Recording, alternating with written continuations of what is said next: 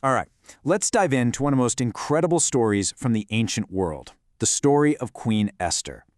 Seriously, this thing is a high-stakes political thriller. You've got hidden identities, crazy palace intrigue, a villain with a genocidal plot, the whole shebang.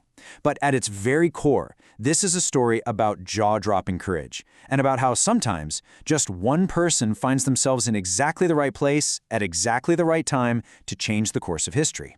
So, I want to start by asking you a question, because it really frames this whole story. What would you risk to save the people you love? I mean, really risk.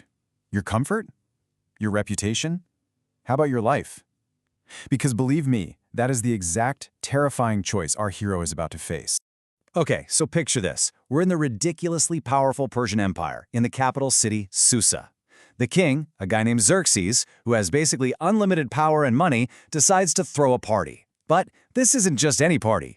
This is a 187-day-long banquet. Yeah, you heard that right. It's just a massive, over-the-top display of how rich and powerful he is.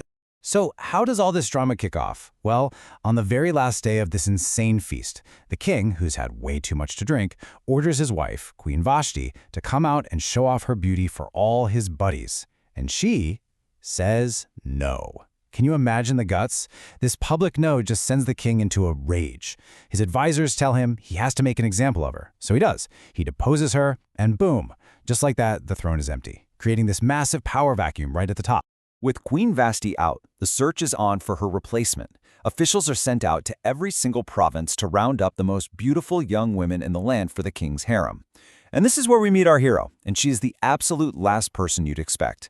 Her name is Hadassah, a young Jewish orphan, but she'll know her by her Persian name, Esther. So how in the world does an orphan become a queen? Well, first, she's chosen for the royal harem.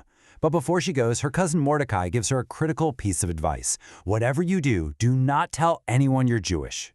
For a full year, she undergoes all these royal beauty preparations. Then she finally gets her audience with the king, and he is absolutely captivated. He's so taken with her that he ignores all the other women and places the royal crown on her head himself. The orphan with a life-threatening secret is now the Queen of Persia. Okay, so things are looking up for Esther, right? Well, this is where the story takes a really dark turn. Enter our bad guy. A man named Haman the Agagite gets a massive promotion from King Xerxes, getting placed above every other noble in the land. All of a sudden, he's the second most powerful man in the entire empire. Now the king issues a new command. Everyone bows to Haman. Everyone. But one man refuses, Mordecai, Esther's cousin. He just sits there at the king's gate and will not kneel. This isn't just a minor insult, it's a huge public act of defiance. And Haman, he absolutely loses his mind with rage. And that rage quickly spirals from a personal grudge against one man into a monstrous plot against Mordecai's entire people. And this is where you really see the depth of Haman's pure evil. He doesn't just go to the king and ask for permission to wipe out the Jewish people. Oh no, he offers to pay for the whole operation himself. We're talking 10,000 talents of silver, an absolutely astronomical sum of money. The guy is literally willing to fund a genocide out of his own pocket. He gets the king on his side with some very clever, very evil manipulation. He describes the Jews as this separate, untrustworthy group that's a threat to the kingdom. Notice he's careful not to even name them. He just paints them as other. And the king, in a moment of shocking carelessness, just hands over his signet ring, basically saying, do whatever you want. And with that, Haman writes a decree to have every single Jewish person in the empire killed on one specific day. When this decree goes public, you can just imagine the absolute terror that sweeps through the Jewish communities. Mordecai tears his clothes, puts on sackcloth and ashes, and wails outside the palace gates. He manages to get a copy of the death sentence to Esther, with a desperate plea.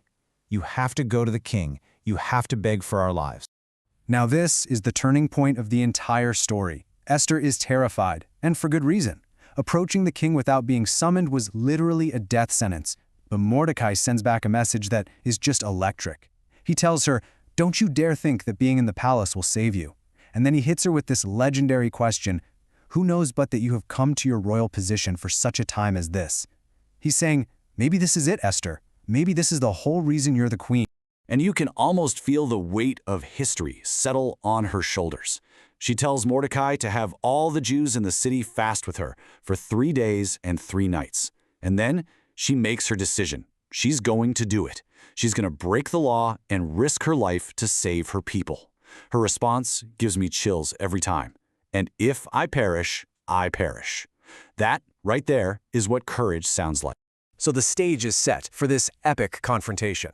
On the third day, Esther puts on her royal robes, takes a deep breath, and stands in the king's inner court.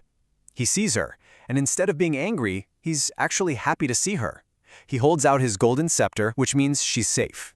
He offers her anything, up to half his kingdom. But here's where she's so clever.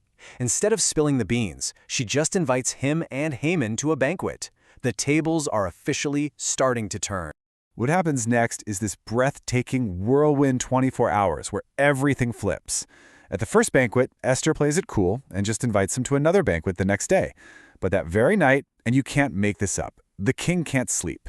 He has the royal records read to him and discovers that Mordecai once saved him from an assassination plot and was never rewarded. The next morning, Haman shows up, ready to ask the king to execute Mordecai. But before he can, the king asks him how to best honor a great man. Haman, thinking it's for him, describes this huge parade only to be ordered to give that exact honor to his arch-enemy, Mordecai. Finally, at the second banquet, Esther reveals everything, and the king, enraged, sentences Haman to death on the spot. I mean, can we just take a second to appreciate the beautiful irony here? Haman literally has a 75-foot pole built to execute Mordecai on, and instead he has to spend his morning leading that same man on a horse through the city, shouting about how much the king wants to honor him. It is the ultimate public humiliation. And for Haman, the reversal of fortune is just as stunning. The man who walked in that morning thinking he was about to be showered with honors gets exposed as a monster. And in the final, perfect twist of poetic justice, the king orders him to be hanged on the very gallows he had just built for Mordecai. So the bad guy's gone. Problem solved, right? Well, not quite. There's still a huge problem. Haman's death decree is still the law of the land, and according to Persian law, you can't just cancel a royal decree. So King Xerxes does the next best thing. He gives his ring to Esther and Mordecai and tells them to write a new law to counteract the old one. This new edict is brilliant. It gives the Jewish people the right to assemble and defend themselves against anyone who tries to attack them. So when the 13th of Adar arrives, the day originally set for their destruction, they are ready. The tables are completely turned. They defeat their enemies throughout the empire, including all 10 of Haman's sons. And here's a key detail. The text makes a point of saying they didn't take any plunder. This wasn't about revenge or greed, it was purely about survival. And the legacy of this incredible event is still celebrated today in the Festival of Purim. It's named after the word pur, which means lots, because Haman cast lots to choose the day of destruction. And now, that same time is marked every year with feasting, joy, and a celebration of how their sorrow was turned into absolute gladness. So in the end, the story of Esther leaves us with that same profound question Mordecai posed. It kind of forces you to look at your own life, your own circumstances, and ask yourself, what is my such a time as this? It's just a timeless, powerful reminder that real courage can show up in the most unexpected people, and that sometimes the choice of one single person can absolutely change the world.